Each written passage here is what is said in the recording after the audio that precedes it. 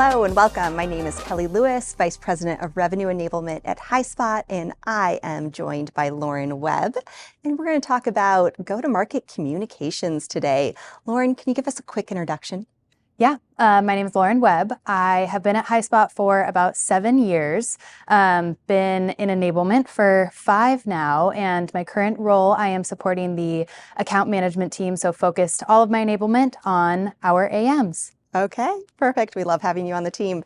So go-to-market alignment is so important, as well as this wonderful prioritization process. We do it every quarter here at Highspot.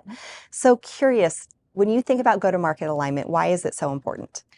If you're not aligned, you have the business doing competing priorities at the same time. And the experience for your sales team is going to be pretty rough, because that means from their standpoint, it's kind of like the business is yelling at them to do a million things. And so what are they actually supposed to do? It kind of feels like, it's like, what do you do as a sales So rep? many competing priorities. Yeah. Right. And so I think with that too, you're not pulling on the strengths of the business where you should be.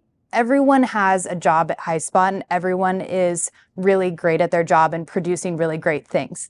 So being aligned as a go-to-market team gets to pull on the strengths of everyone in the business to create a really cohesive story for your sales team, so they know the actions that they're supposed to be taking.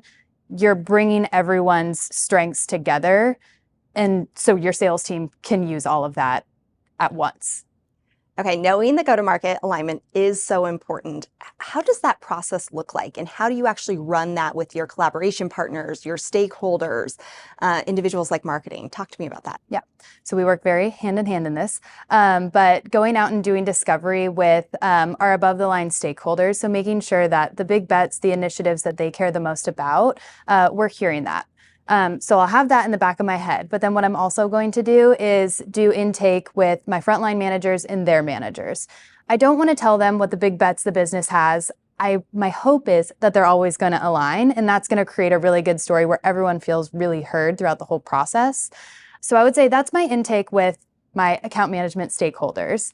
I'll then take that proposal, make sure that the business is going to sign off on that. Once I get that green check mark, then what I'm going to do is go to our cross-functional business partners, so people like marketing, people like sales operations, and I'm going to make sure that they know what's happening in account management the quarter ahead.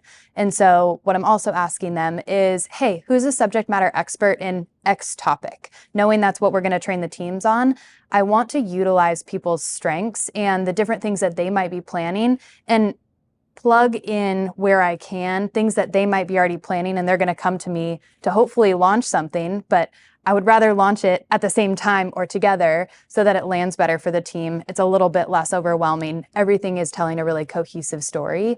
So I would say that's kind of how I'm doing cross-functional collaboration and intake with my partners. Yeah, absolutely. You always do a really nice job of making sure everyone feels heard. So you make sure marketing, our collaboration partners are heard. You make sure those frontline leaders and our reps are heard. And then you also take into account what we're hearing from those above the line individuals in the business. Yeah. Really nice job there. Okay, so we always want to think about, how do you measure success of a given initiative? So part of what you're enabling on are these big bets. Yeah. How do you measure success of your big initiatives? So kind of during the quarter, what I'm doing is looking at the leading and lagging indicators. And so I can use various things like understanding if people are showing up to the trainings. It's pretty easy. You can then see, are they following up with the follow-up content or the plays that I've sent out? Are they taking the courses? Different things like that. Those are all leading indicators. But what I am also doing is kind of testing out our fall launch capability of Initiative Scorecard, which I'm really excited about. So seeing what is possible there is really exciting.